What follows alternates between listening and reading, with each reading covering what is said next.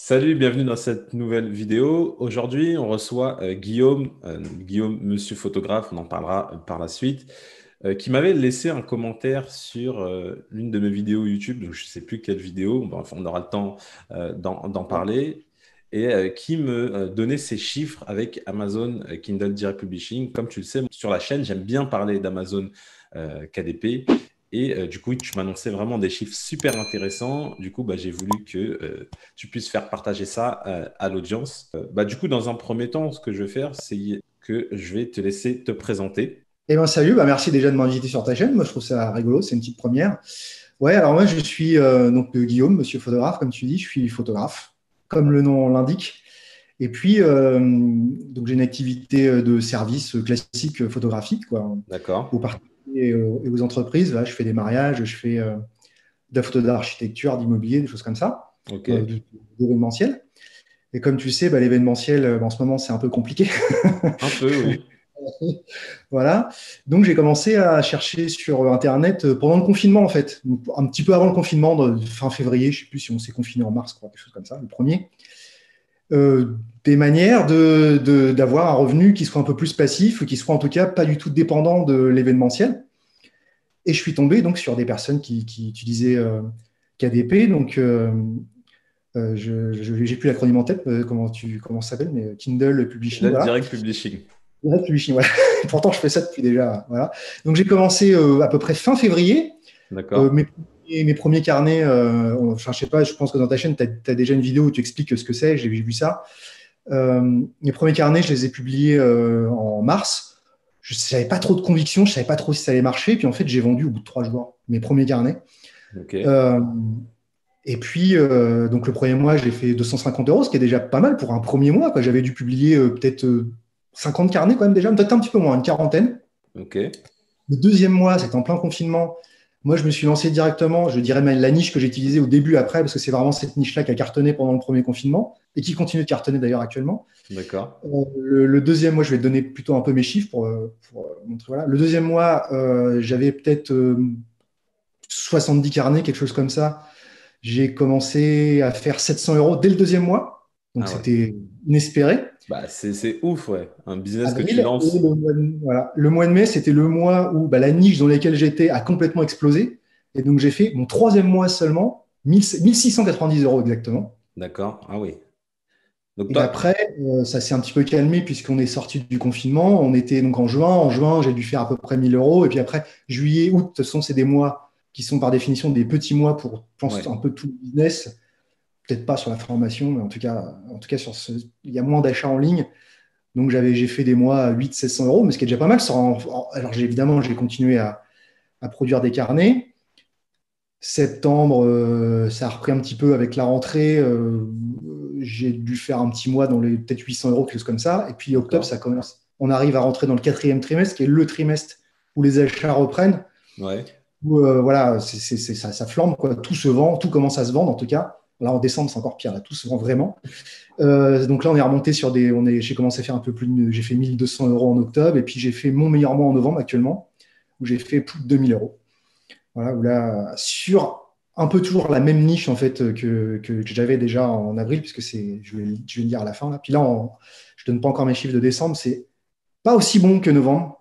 Je peux D'accord. t'expliquer après pourquoi. Il y a vraiment une raison. Alors que pourtant, le mois de décembre, c'est normalement le mois qui explose. C'est le mois où on vend le Bah plus, ouais, quoi.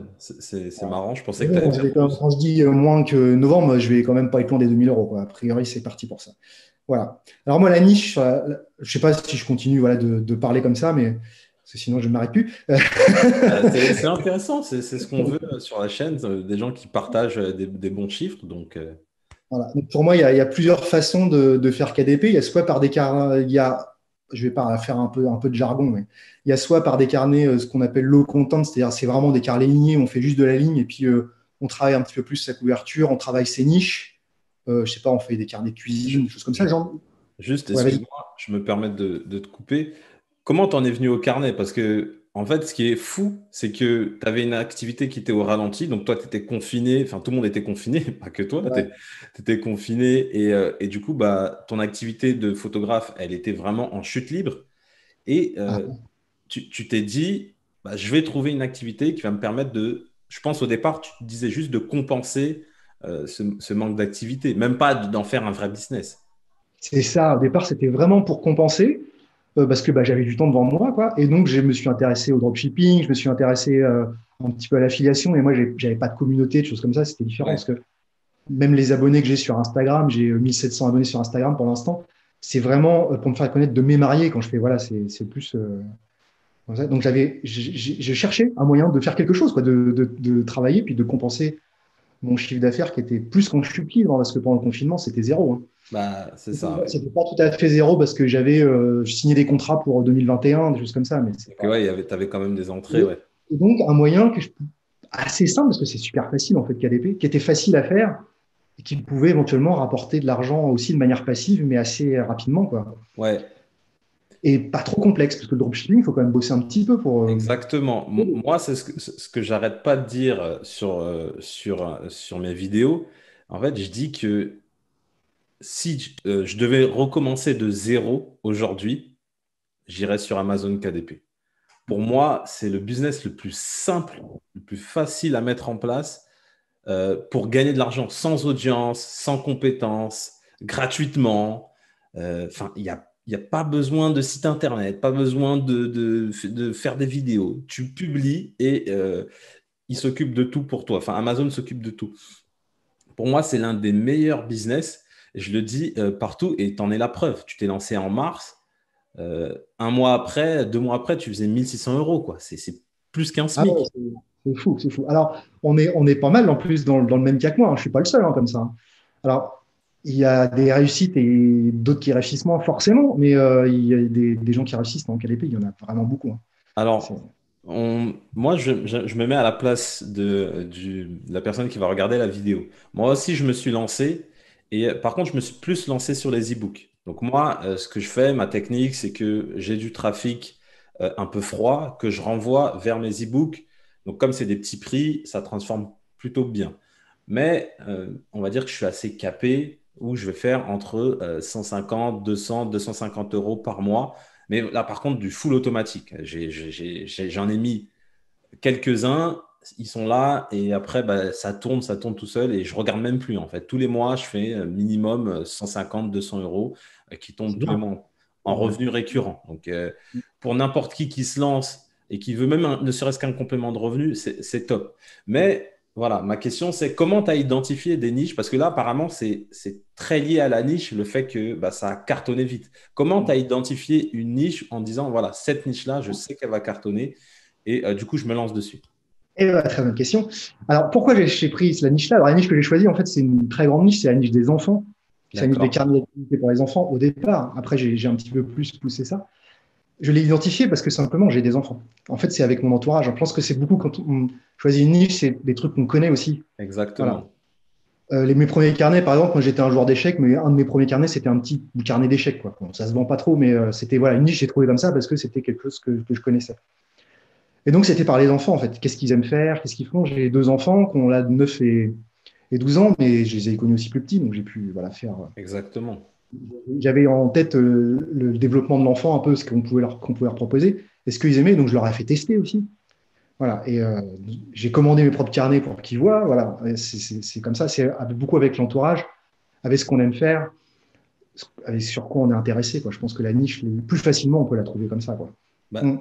c'est super intéressant ce que tu dis parce qu'il y a beaucoup, beaucoup de gens qui se lancent par intérêt, entre guillemets, financier en disant, voilà, je vais me lancer dans telle chose parce que je sais que je vais pouvoir gagner tant.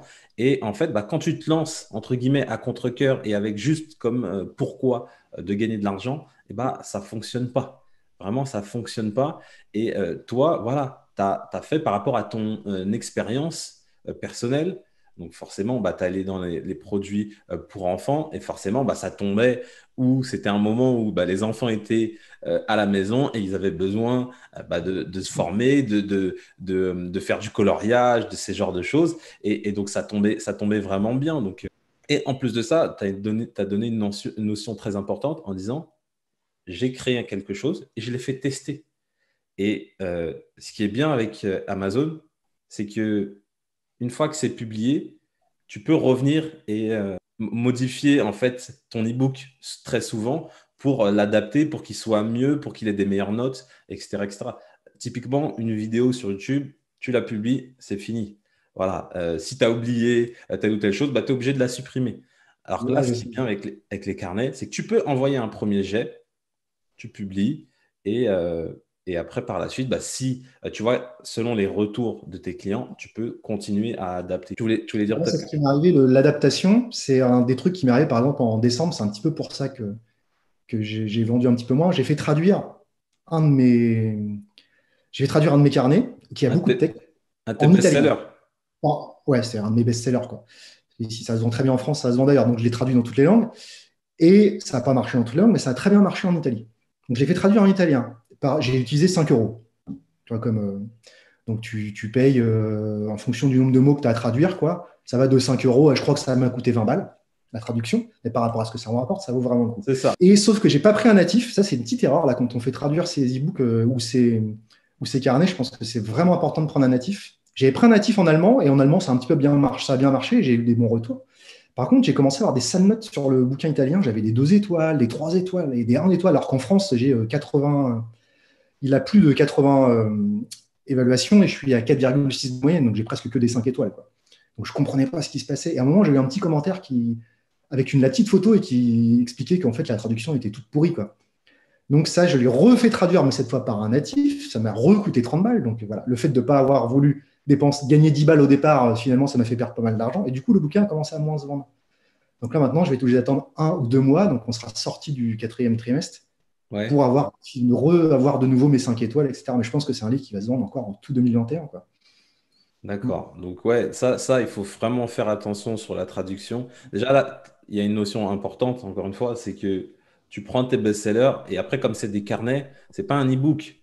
Il y a pas le nombre de mots, il est assez limité. Donc, après, tu as Ouais, juste à traduire la couverture, à traduire un peu les explications au début. Et puis, c'est tout. Après, ça s'arrête là, entre guillemets. c'est Et ça. ça te permet de vendre encore plus, tu vois. Ouais. C'est. Et après, quand tu vois qu'il y a un truc qui marche, l'idéal, c'est que tu scales. Tu fais des petits. Moi, j'ai fait un deuxième, un numéro 2. Ensuite, j'ai fait un autre qui n'était pas au même format, mais avec pas forcément la même chose dedans. Enfin, voilà. Et puis, quand tu as les bons mots-clés, quand tu as les bonnes couves, et tu sais que déjà que ça se vend, bah, il faut en profiter, quoi. Ouais. Au final, en fait, actuellement, j'ai un peu plus de 300 carnets, je crois. Exactement, j'ai 338 carnets. J'ai rien produit en novembre, j'ai rien produit en décembre. Et tu as vu les chiffres que j'ai fait, sans rien faire, hein. C'est vraiment du passif pur. Et en réalité, sur les 338 carnets, j'ai pas 338 carnets qui vendent. J'en ai peut-être 50, je sais pas, peut-être un peu plus. Mais ceux qui me rapportent vraiment beaucoup, en réalité, j'ai 5 carnets qui cartonnent et c'est ça qui rapporte, quoi. Bah, en fait, c'est ça. Moi, c'est cette notion-là qui me gêne un peu d'Amazon KDP. C'est qu'on dit produit en masse, c'est comme ça que tu vas bien gagner. Moi, Bon. je pense qu'il faut aller à l'inverse. Il faut trouver les niches du moment, les niches qui vont cartonner. Il faut faire la promotion de tes carnets. On en parlera après bah, pour voir comment toi tu fais la promotion.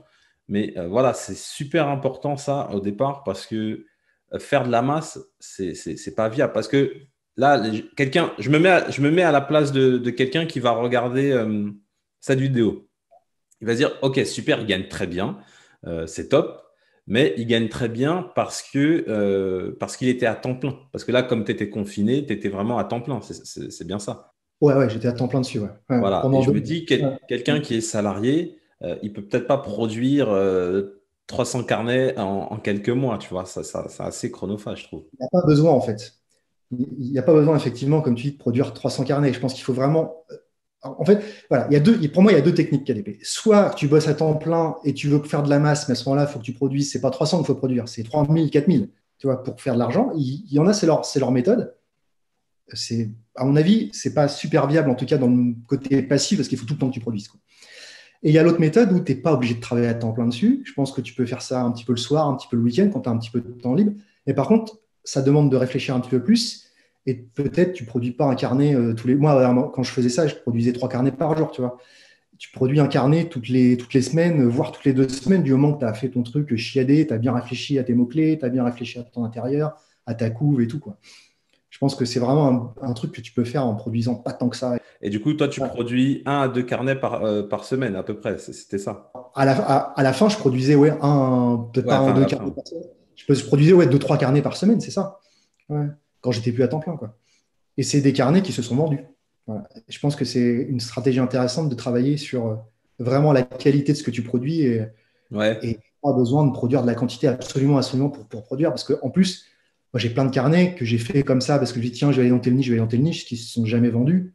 Ou alors, si, qui se sont vendus, peut-être j'en vends un par mois, mais un par mois, c'est pas ça qui te rapporte sur le long terme, quoi. Bah, moi c'est ça que en fait, je me suis dit, il y a des niches, des top niches, entre guillemets, sur Amazon. Et une fois que tu as ces niches-là, il faut se concentrer dessus, en fait. Comme tu as dit, il faut faire des volumes, il faut. Et lorsque moi, j'ai commencé à me former un peu sur Amazon KDP, on nous a dit, il faut faire des intérieurs de tout et n'importe quoi. Voilà, il faut aller partout, à droite, à gauche, il faut produire en masse. Et après, en ayant 900 carnets, tu vas gagner 1500, 2000 euros. Donc, bah, j'ai commencé comme ça, sauf que j'ai fini par me rendre compte que bah, sur le long terme, c'est pas viable parce que moi, j'ai d'autres business à côté et je peux pas être focus à H24 à créer des carnets. Il y a des moments où c'est passionnant, il y a des moments où j'ai pas envie. Et donc, moi, j'ai envie que voilà, quand je publie, je sais que ça va matcher, quoi. En fait, c'est vrai qu'il faut énormément d'énergie pour faire du volume. Et les stratégies que j'entends là, c'était une stratégie, je pense, qui fonctionnait début 2019, tu vois. Ouais, Où effectivement, en 2019, il n'y avait pas beaucoup de monde sur KDP, tu pouvais te permettre de balancer tout et n'importe quoi, et puis de toute ouais. façon, ça se vendait, quoi. Mais là, maintenant, je pense que les stratégies, il faut vraiment plus nicher, Et, plus se et, et du spécialiser, trouver son truc. Ouais. Et du coup, toi, techniquement, tu trouves une niche rentable? Comment tu dis, voilà, cette niche-là, elle est rentable? La manière dont je cherche, alors, il y a des tonnes d'outils qui existent que je Ouais, n'utilise que je n'utilise pas du tout. d'accord. Moi, j'ai utilisé une petite extension Chrome qui donne les mots-clés en fait recherchés. Ok. J'utilise que ça. J'avais testé Helium, tout ça, enfin des tas de trucs qui existent, mais en fait, ça fait un coût supplémentaire. Et je m'amuse manuellement à taper mes mots-clés, à chercher, à regarder ce qui se vend. Tu peux chercher aussi des mots-clés sur Google, les trucs que les gens recherchent, et regarder si sur Amazon, ces recherches sont faites et s'il y a des offres là. Si effectivement, si quelqu'un, des gens recherche sur Google sur une niche et puis qu'elle n'existe pas sur Amazon, je pense que c'est vraiment intéressant de s'y attaquer. Après, l'extension que tu utilises, là, comment elle s'appelle? Tu te souviens ou pas? Attends, là, je vais ouvrir mon Chrome, je vais me la trouver. Parce que justement, je ne l'avais plus en tête. Alors, mon anglais est terrible. C'est Amazon, donc c'est AMZ Suggestion Expander. C'est le truc que tout le monde utilise. Donc, ok, donc c'est cette extension-là, toi, que tu utilises pour ton analyse de niche. Ok, super. Ok, bah, juste pour finir, donc, en gros, on va récapituler un peu la situation. Donc, tu étais confiné, tu as mis Amazon en place. Du coup, tu as une certaine rente maintenant, entre guillemets, qui tombe, qui te permet d'être plus tranquille par rapport à ton activité principale. C'est un peu ça. Ouais, voilà. Alors, bon, il y a plein de choses que j'ai pas dit, mais parce que je me suis blessé aussi juste avant le confinement, j'ai pas eu de bol. Ah oui, J'avais déjà eu un petit peu d'inactivité avant. Ouais, ouais, voilà. Et puis bah maintenant, la suite, ça va être. Bon là, je me concentre un petit peu sur effectivement mon blog et mes vidéos, mais je vais reprendre quand même un petit peu KDP. Parce que j'ai pas envie de lâcher ça, quoi. Donc la suite, ça va être ouais, de réfléchir à spécialiser encore un petit peu plus sur cette niche-là. Voilà, je vais continuer, je pense, sur des carnets peut-être un petit peu plus encore de plus grande qualité avec un petit peu plus de contenu, un peu plus proche des e-books peut-être. Mm. je pense que c'est une notion très importante, c'est que quand c'est trop simple, quand t'apportes pas de valeur, quand tu publies un truc et que tu dis t'es pas fier de ce que tu as fait, ça vaut pas le coup en fait. Certes, tu vas peut-être gagner de l'argent sur du court terme, mais sur du long terme, ça va pas payer. Et ça, c'est un truc super important. Moi, mes e-books que j'ai publiés, j'ai peut-être mis du temps à les écrire, mais ça se ressent sur les notes. J'ai eu des 4,5 sur 5, enfin des bonnes notes et je suis très content de ça. Et effectivement, il faut aller vers ce qu'on appelle un hybride entre l'e-book et l'intérieur classique. Bah, en tout cas, merci beaucoup. Franchement, je pense que tu as apporté pas mal de valeur à l'audience. Ça, c'est super, c'est top. Du coup, bah, si les personnes qui regardent cette vidéo, si elles ont des questions, elles n'hésitent pas, hein. Il y a les commentaires qui sont là pour ça. Je pense Commentaire. que Ouais. je prendrai un peu le temps également de répondre. Voilà, comme j'ai dit, Amazon KDP, c'est un super business. Donc, voilà. Voilà. D'ailleurs, j'ai un challenge. D'ailleurs, j'ai un challenge sur Amazon KDP où je me suis dit qu'il fallait que je gagne 1000 euros par mois avec Amazon KDP. Donc, si tu veux voir ce challenge-là, tu as le lien également dans la description. Également, bah, n'oublie pas de t'abonner à la chaîne pour recevoir toujours plus de tutoriels pour gagner de l'argent en ligne.